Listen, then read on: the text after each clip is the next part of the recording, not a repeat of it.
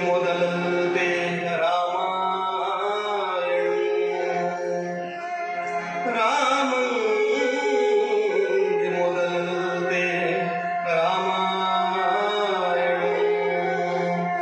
ವಿಶ್ವ ಮಾನವ ದಿನಾಚರಣೆ ಹಾಗೂ ರಾಷ್ಟ್ರಕವಿ ಕುವೆಂಪು ಅವರ ಜನ್ಮದಿನದ ಅಂಗವಾಗಿ ಸಂಗೀತ ಕಾರ್ಯಕ್ರಮವನ್ನು ಧಾರವಾಡ ನಗರದ ಕರ್ನಾಟಕ ಕುಲಪುರೋಹಿತ ಆಲೂರು ವೆಂಕಟರಾವ್ ಸಾಂಸ್ಕೃತಿಕ ಭವನದಲ್ಲಿ ಹಮ್ಮಿಕೊಳ್ಳಲಾಗಿತ್ತು.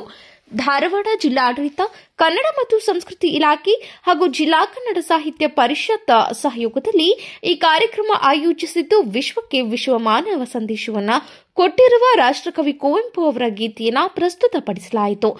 ಕಾರ್ಯಕ್ರಮದಲ್ಲಿ ಧಾರವಾಡ ಅಪರ ಜಿಲ್ಲಾಧಿಕಾರಿ ಗೀತಾ ಸಿಡಿ, ಹಿರಿಯ ಸಾಹಿತಿ ಪ್ರೊಫೆಸರ್ ಶಾಂತಿನಾಥ ದಿಬ್ಬದ್, ಕನ್ನಡ ಸಾಹಿತ್ಯ ಪರಿಷತ್ತು ಜಿಲ್ಲಾ ಅಧ್ಯಕ್ಷರಾದ ಡಾ ಲಿಂಗರಾಜ್ ಅಂಗಡಿ, ಕರ್ನಾಟಕ ವಿದ್ಯಾವರ್ಧಕ ಸಂಘದ ಪ್ರಧಾನ ಕಾರ್ಯದರ್ಶಿ ಶಂಕರ್ ಹಲಗತ್ತಿ, ಕನ್ನಡ ಮತ್ತು ಸಂಸ್ಕೃತಿ ಇಲಾಖೆ ಸಹಾಯಕ ನಿರ್ದೇಶಕರಾದ ಕುಮಾರ ಬೆಕ್ಕೇರಿಯವರು ಸ್ವಾಗತಿಸಿ ಪ್ರಾಸ್ತಾವಿಕವಾಗಿ ಮಾತನಾಡಿದರು.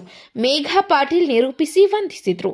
ಈ ಕಾರ್ಯಕ್ರಮದಲ್ಲಿ ವಿವಿಧ ಸ್ಪರ್ಧೆಗಳಲ್ಲಿ ವಿಜೇತರಾದ ಕಾಲೇಜು ವಿದ್ಯಾರ್ಥಿಗಳಿಗೆ ಮತ್ತು ಕವನ ವಾಚನ ಪ್ರಬಂಧ ಸ್ಪರ್ಧೆಗಳ ವಿಜೇತರಿಗೆ ಗೌರವಿಸಿ ಸನ್ಮಾನಿಸಲಾಯಿತು.